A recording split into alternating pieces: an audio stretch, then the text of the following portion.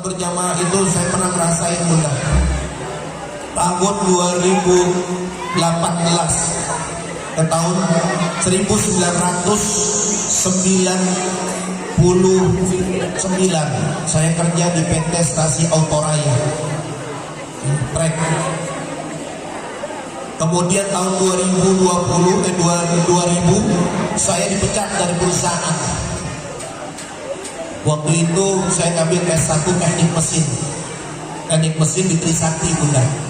Saya ngambil S1 teknik mesin, spesialis turbin gas, konversi energi. Bangga dengan titel, bangga dengan jabatan. Ternyata itu tidak akan memberikan manfaat. Ketika kita sombong terhadap diri kita, bangga terhadap diri kita dengan keilmuan yang kita miliki, nikmat itu dicabut oleh Allah Subhanahu wa Ta'ala. Tahun 2000 saya dipecat, akhirnya nganggur jadi pejabat pengangguran Jawa Barat. Jadi pengacara, pengangguran banyak acara. Tahun 2000 saya tinggal di Pondok Mertua Indah, bukan Pondok Indah ya, Pondok Mertua Indah. Di tempat mertua itu ternyata luar biasa.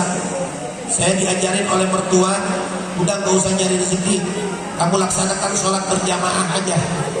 Jadi selama 1 tahun saya tinggal di rumah mertua, kerjaannya sholat berjamaah. Ini rahasia. Ternyata kalau orang melaksanakan sholat berjamaah itu bukti cinta kita kepada Allah, cinta kepada Rasulullah SAW. Karena kenapa? Dari tema yang ada di sini meneladani akhlak Rasulullah sebagai bekal menjadi pribadi yang unggul. Jadi kalau mau unggul, pengen akhlaknya kayak Rasulullah, laksanakan sholat berjamaah. Buat yang laki-laki, yang ibu-ibu di rumah. Nah. Kalau mau unggul, pengen sukses, laksanakan sholat berjamaah. Ternyata Bunda 1 tahun saya nganggur, itu beribadah sholat berjamaah gak pernah putus. Suatu ketika saya melihat ada satu kitab namanya Tanbihul Ghafilin, nasihat buat orang-orang yang lalai. Itu karena kan Syekh Abu Laib As-Samarqandi ada bab tentang keutamaan sholat berjamaah. Di situ saya buka ayat. Man shalla shalawatil khamsa ma'al jamaah falahu khamsatu asya'ah. Siapa orang melaksanakan sholat 5 waktu dengan berjamaah, maka dia akan mendapatkan 5 keberkahan dari Allah Subhanahu wa Ta'ala. Ini kampung, ya daerah Puri Cikarang asli. Kalau masjidnya ramai untuk sholat berjamaah, doanya mustajabah. Mudah-mudahan satu persatu rumahnya jadi tingkat, amin. Satu persatu mobilnya jadi bagus semua, amin. Kenapa? Sholat berjamaah ini benar-benar ayat Anda benar. Jadi yang pertama kemuliaan Allah berikan kepada orang yang sholat berjamaah al-ula. Yang pertama Allah akan la yusibuha faqrun fid dunya. Orang tersebut tidak akan diberikan kemiskinan hidup di dunia. Ini jaminan dari Allah. Orang kalau udah sholat berjamaah tidak akan diberikan kemiskinan hidup di dunia Bunda. Makanya ibu suami anjing untuk sholat berjamaah ya Bunda ya.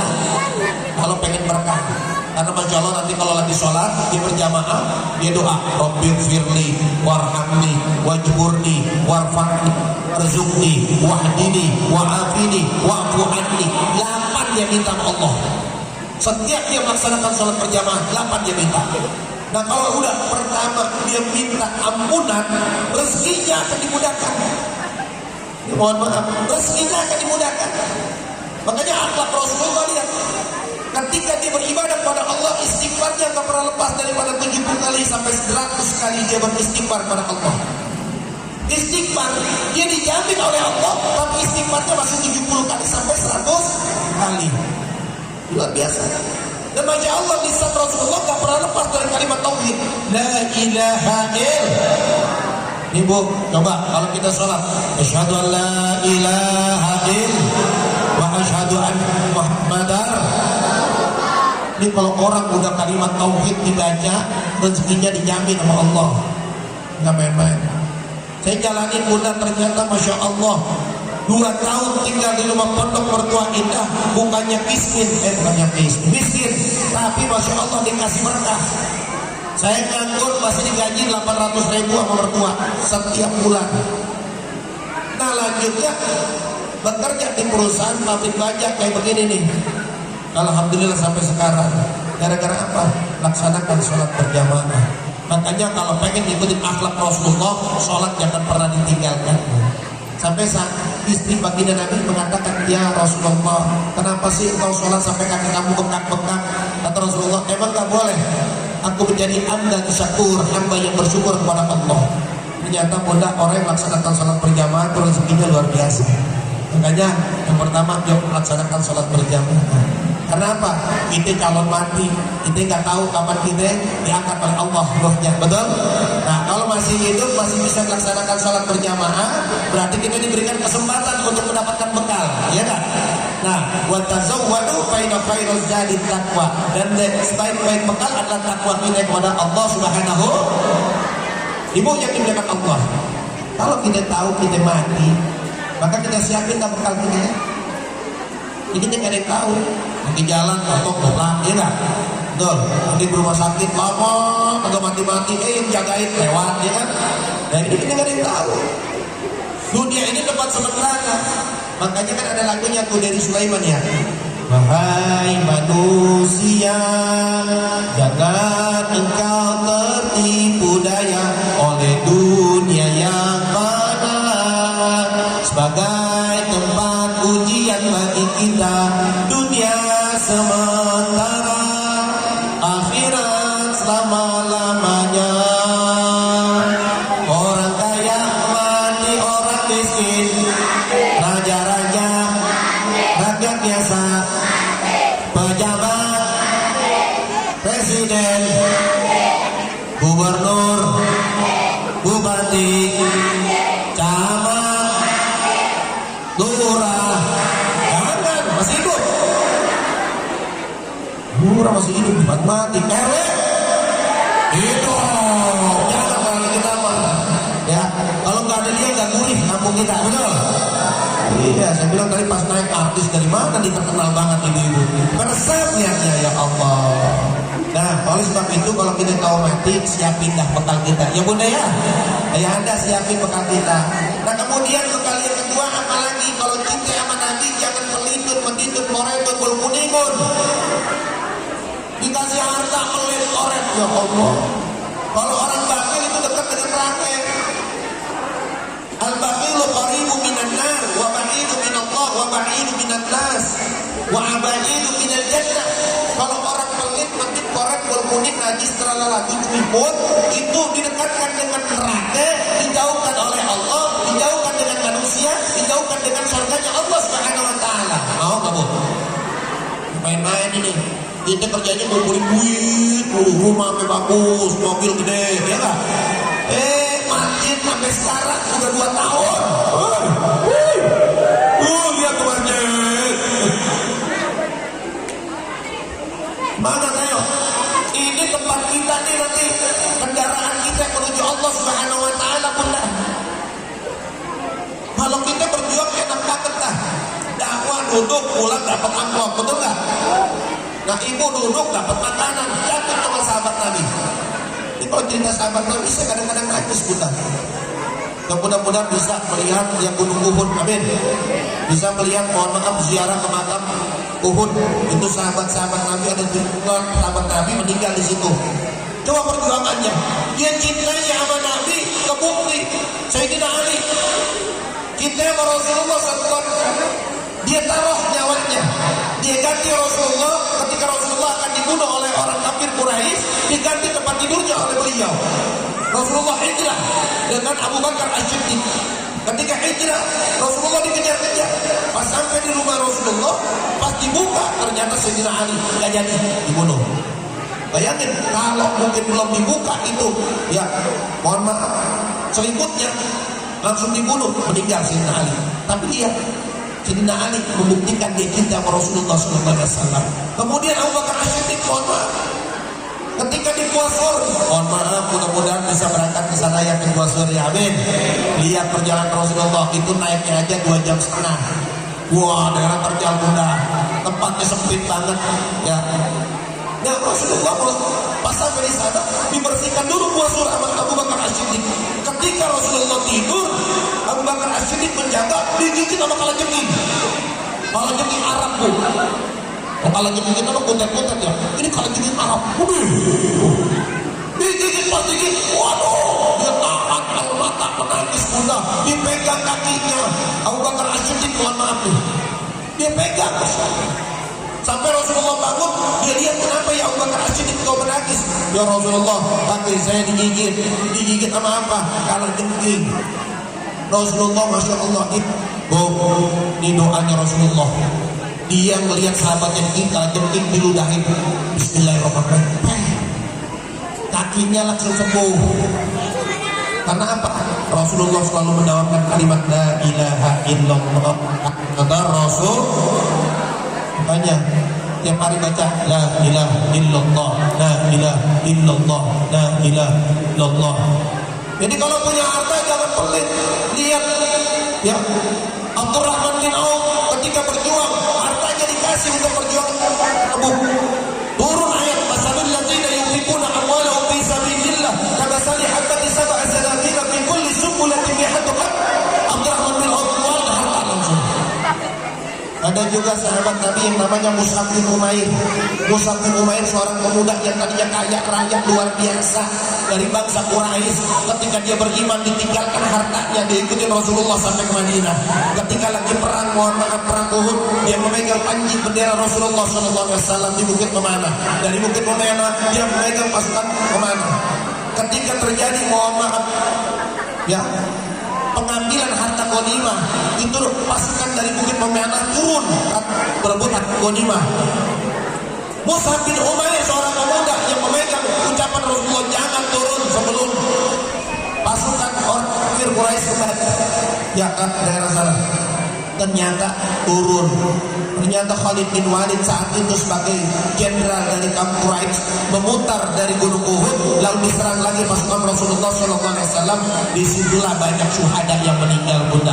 Kalau kita enak tinggal duduk, ya maulidan, baca Quran, tahlil, dengerin ceramah, dapat makanan, pulang ketawa girang karena kenyang, betul nggak? Nah kalau sahabat Nabi nggak ada bunda. Mus'ab bin Umair ketika lagi pegang panji Rasulullah, dia melindungi Rasulullah dengan panji bendera Rasulullah, tangannya yang kanan dipenggal sama orang Quraisy. Jatuh itu bendera Rasulullah, dipegang tangan kiri, tangan kirinya dia mengucapkan cuma apa? La ilaha illallah Muhammadar Rasulullah. Tangan kirinya dipenggal. Jatuh itu bendera Rasulullah, dipegang dengan apa? Dagunya dipegang. Lalu tertusuklah beliau dengan anak panah orang Quraisy, meninggal dunia. Padahal Mus'ab bin Umair orang kaya.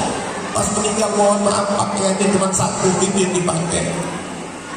Selendangnya bisa cuma menutupi, misalnya kalau kakinya ditutupin, wajahnya kelihatan. Kalau wajahnya ditutupin, kakinya kelihatan. Sampai Rasulullah mengatakan, ini orang cinta kepadaku, cinta kepada Allah, dia akan bersamaku nanti surga Allah Subhanahu wa Ta'ala. Kemudian ada lagi sahabat Nabi bernama Abdullah bin Jinsi. Beliau sahabat Rasulullah yang cinta sama Rasulullah SAW. Yang ketika dengan Sa'ad bin Abi Waqqas dia ngomong nih, Sa'ad bin Abi Waqqas bunda, ayahnya ketika berjuang, beliau berdoa di hadapan Allah. Sa'ad bin Abi Waqqas bilang, ya Allah, pertemukan saya dengan orang yang gagah, yang kuat. Ketika saya berkari atau berperang dengan beliau, orang tersebut meninggal di tanganku. Sa'ad bin Abi Waqqas. Tapi beda bunda sama Abdullah bin Jinsi. Dia cintanya sama Rasulullah, sama Allah. Ya, orang yang syahid akan bersama Nabi dan surganya Allah Subhanahu wa Ta'ala. Dia doanya begini, ya Allah, kalau saya berperang di medan Uhud, pertemukan saya dengan orang yang sangat kuat, yang sangat hebat, dan dia mengambil hidung dan kuping saya, sehingga saya nanti bertemu denganmu. Ada bukti hidung dan kuping saya terpenggal oleh orang yang kuat tersebut. Ternyata doanya dikabul. Abdullah bin Jinsi meninggal bunda, masya Allah, hidung dan kupingnya terpotong, meninggal dunia memperjuangkan agama Allah. Makanya kita hari ini bersyukur, cara memperjuangkan agama Allah apa? Nih, masjid, betul? Bangun masjid, ramein masjid dengan pengajian, undang guru-guru kita agar apa?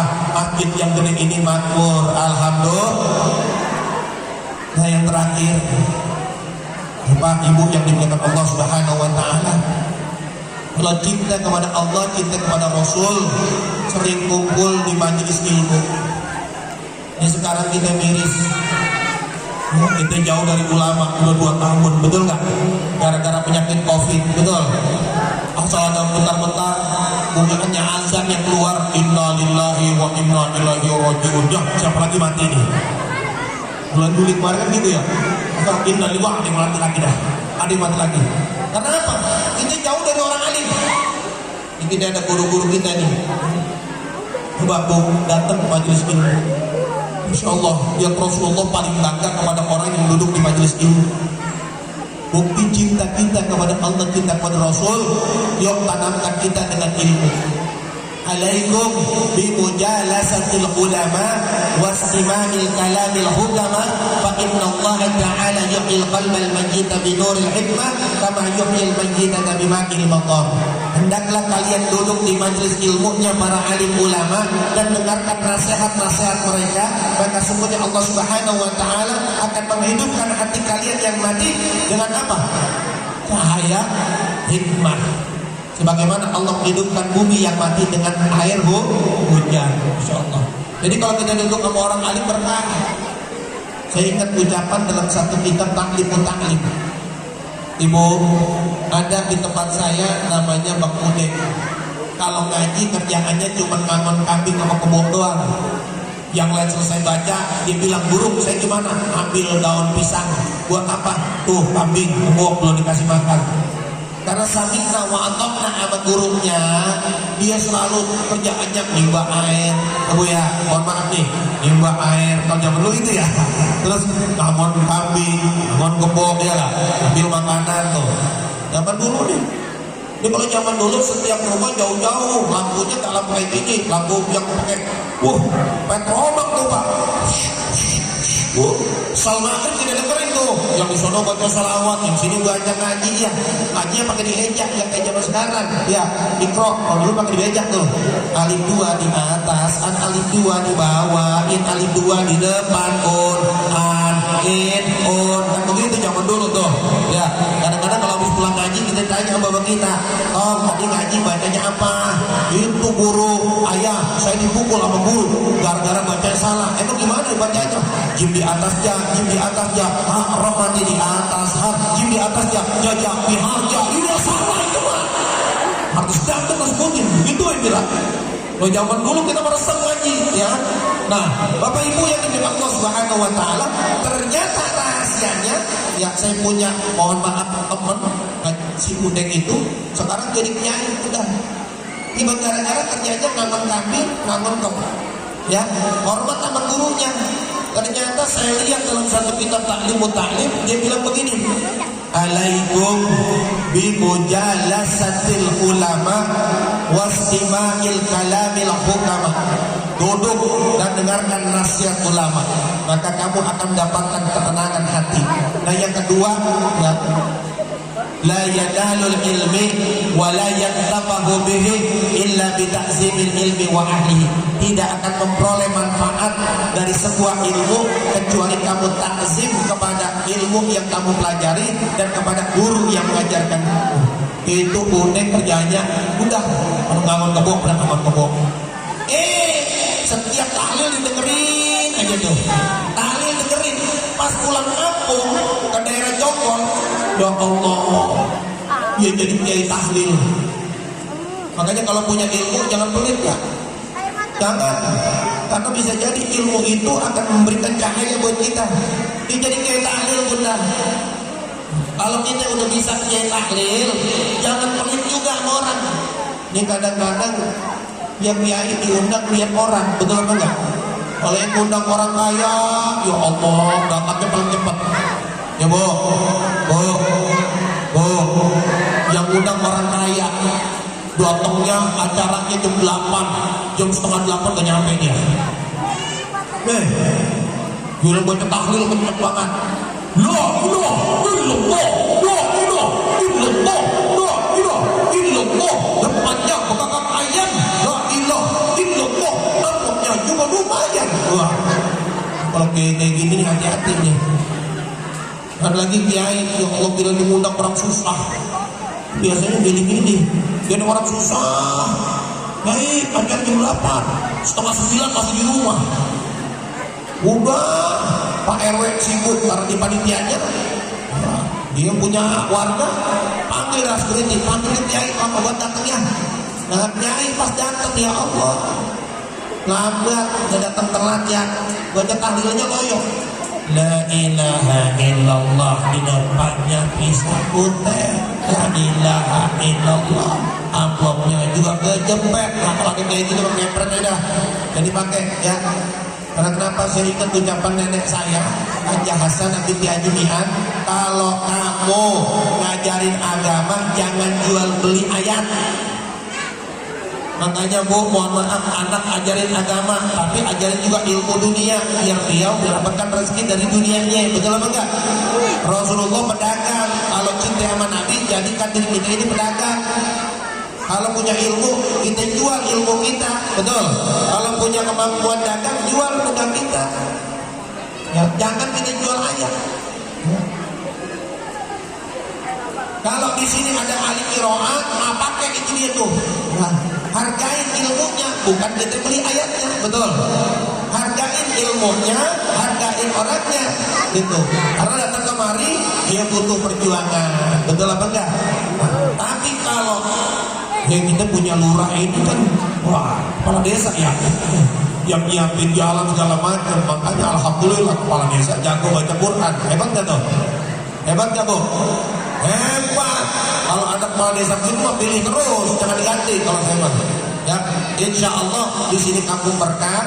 Mudah-mudahan Maulid hari ini menjadi orang-orang yang unggul. Yang pertama, cinta kepada Allah, cinta kepada Rasul, buktikan dengan kita mengucapkan kalimat La ilaha illallah Muhammadar Rasulullah. Yang kedua, bukti cinta kita kepada Allah, cinta kepada Rasul. Yuk, giat rajin ibadah di hadapan Allah Subhanahu Wa Taala. Ibu, Bu, mau doa dikabul nggak Bu? Mau doa dikabul nggak? Suruh laki kita sholat jamaah 40 waktu, jangan pernah lepas. Ini benar. Ada arba'in, kalau kita melaksanakan ibadah haji itu 40 waktu nggak pernah lepas. Kalau sekali putus berarti udah gagal. 8 hari itu udah kita 5 waktu nggak boleh masbuk, telat nggak boleh. Itu benar doa mustajab. Jadi kalau orang udah sholat 40 waktu gak pernah terputus, doanya makbul di hadapan Allah, gak main-main. Dan itu saya ngerasain sendiri Bunda. Saya ngerasain ketika itu ada sahabat saya kena stroke, ketika saya hukum di Arafah, saya berdoa, akhirnya dia bisa sembuh, dia bisa ngobrol kembali. Ini luar biasa. Terus yang kedua, Masya Allah, ketika lagi melaksanakan sholat arba'in selesai, saya ke Mekah, mohon maaf, ambil umroh biasanya, haji tamattu, ambil umroh, balik, Masya Allah Bunda, ujiannya ada, anak mau biaya kuliah, duitnya lagi gak ada. Ternyata itu doa saya minta di depan Ka'bah, ya Allah, kalau Kau pemilik kerajaan, Kau pemilik rezeki, ya Allah, buka pintu rezeki kami untuk bisa biaya anak sekolah. Masya Allah, butuh dana 20 juta. Hari itu saya minta sama Allah itu dah. Tahu-tahu sahabat saya telepon, terus ini mesin rusak. Telepon si ini, siap. Gimana kabarnya di sana? Alhamdulillah sehat. Cuma uangnya nggak sehat. Anak mau kuliah. Ternyata Masya Allah dengan cuma ngomong itu Bunda, 20 juta dibayarin sama teman saya tempat kerja. Jadi Masya Allah ini doa mustajab. Jadi kalau pengen hajat kita dikabul, ya setiap habis sholat doa. Nah doa ini harus jelas Pak. Ini kadang-kadang kita doa setengah-setengah sama Allah. Ya kalau doa, mohon maaf, pengen kampung berkah, rumah tangga bagus ya Bunda ya, doa harus jelas. Rabbana hab lana min azwajina wa dzurriyyatina qurrata a'yun waj'alna lil muttaqina. Jadi jelas. Ya Allah, jadikan pasangan hidup saya, anak ibu saya qurrata a'yun, penyejuk mata saya, dan jadikan mereka sebagai pemimpin buat orang-orang yang bertakwa. Jadi jelas. Nah ibu kalau mau minta kendaraan pun harus jelas. Jangan ibu minta, ya Allah mohon maaf ini, mintanya ya Allah berikan saya kendaraan mobil. Enggak, mobil yang enggak, mobilnya belum tentu bagus, betul enggak? Makanya kalau lagi minta jelas ibu ya. Pak kalau mau minta nih suami istri, Allahumma sifat jero wa fortuner, salah satunya boleh begitu. Jadi jelas. Nah harus jelas, insya Allah kalau jelas pasti kebukti. Nah, Bapak Ibu yang dimuliakan Allah Subhanahu Wa Taala, Jadi yang kedua, yang ketiga itu bukti cinta kita melaksanakan sholat. Yang keempat, jangan pelit. Ya, ini masjid lagi bangun, ayo kita sedekah. Ya, insya Allah sedekah inilah sarana kita mendapatkan kemuliaan. Saya ingat banget yang as-sadaqah tanfa'ul bala. Guru saya itu, sedekah mencegah daripada bala. Kalau kampung kita ini jauhkan dari bala, saya yakin masjid tadi itu. Amin. Yang terakhir, bunda yang rahmati Allah Subhanahu wa taala, kalau mau jadi pribadi yang unggul, tingkatin persaudaraan. Ya, maaf, jangan gibah dulu, jangan ngomongin orang ibu deh ya. Ini kadang-kadang kalau tukang sayur kita rasa banget ngomongin orang tuh. Ya, panjang panjang kita pegang, si aku ngomongin dah. Wah, tahu nggak itu Bu Intan dari ini, wah, punya rumah begini ya. Jangan Bu, ya Pak, jangan. Ya kalau kita gibah ngomongin orang, habis dah. Sesuatu yang kita simpan itu hilang nanti yaumil kiamat.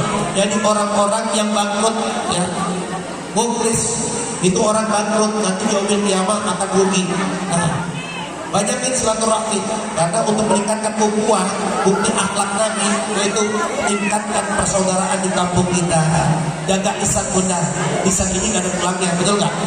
Teman-teman, ya Allah, mentang-mentang bibirnya maju dipanggil sidoer, jangan. Mentang-mentang tidaknya maju dipanggil skinong, jangan ya.